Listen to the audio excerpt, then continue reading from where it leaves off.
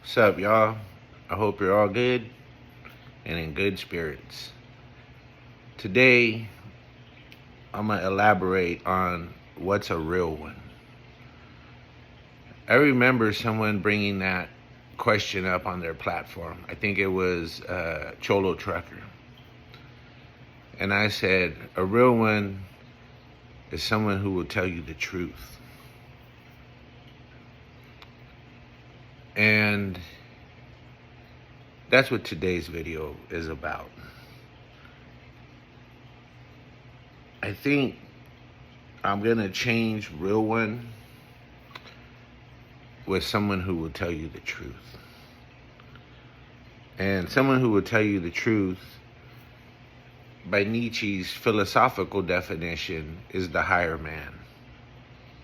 Someone who breaks away from the herd. And so like Dre Dog said, Andre Nicotina, Dre Dog creeps so low. Me be with hella motherfuckers, oh hell no. The higher man, a real one, is going to tell you the truth because that helps you. If he tells you what you want to hear, that helps him. And back to how to tell a real one. And, what I mentioned about Dre Dog creeping solo. Telling people the truth is hard. It's one of the hardest things to do, I believe. Because it offends people. It alienates people. It might make the herd turn against you. And a lot of folks might be hearing this and think I'm talking about them. And I probably am. Because most people belong to the herd. It is the majority. And there's a lot of herds. There's herds on YouTube. There's herds in the nonprofit world. There's herds in the governmental world. There's herds in politics and political parties. They're everywhere. The real ones, the higher man, is a rarity. Most politicians, I'd say 99% of them, will lie to you if it means protecting their career. Of all parties. And the ones who don't usually make it that far. They're alone. They don't have the support of this party or this majority or this herd. Dr. King, in his letter from the Birmingham jail, in describing, one of the people that was a pioneer of the civil rights, said that his life, that person he was describing, was characterized by an agonizing loneliness, which is characteristic of the life of a pioneer. Nietzsche said that, the pursuit of greatness is a solitary one. You're alone because you're pursuing greatness and not taking comfort in mediocrity.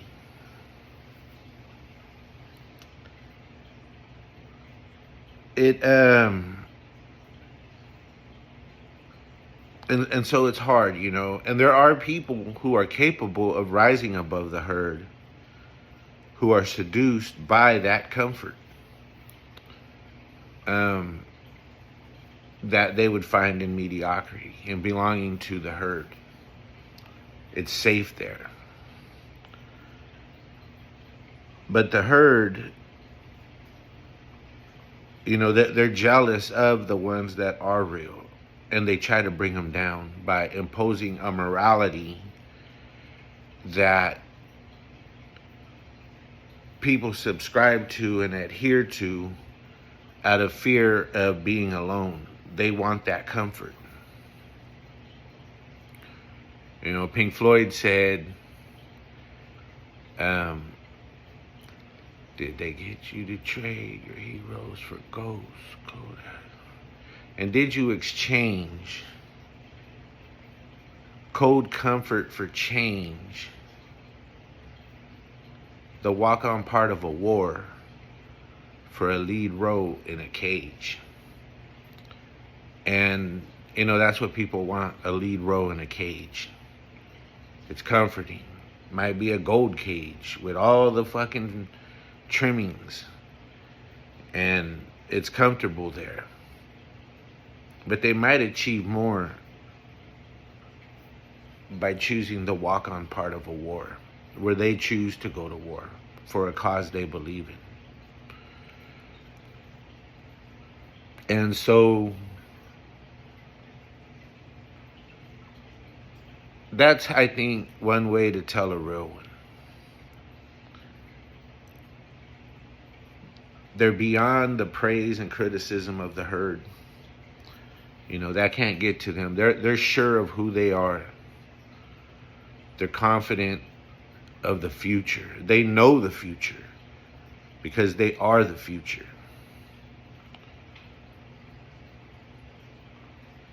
They're often, you know, there's a lot of resentment towards them from the herd, from the majority. And the herd tries to bring them down to the mediocre level. That happened to me once. I was part of this team. And, you know, we all kind of had our strengths. And as far as my strength went, arguably, no one else was doing it to the degree that I could do it. And especially the folks on the team. And so they started complaining that I was focusing all my energy where my strengths was at and not on the common work where they were at. And my argument was, no one is doing what I'm doing and bringing these kind of benefits to us, but anyone can do what you're doing. So why does it have to be me? And they were trying to bring me down to their level. It didn't work. But that's an example of the mediocre trying to bring the others down to their level.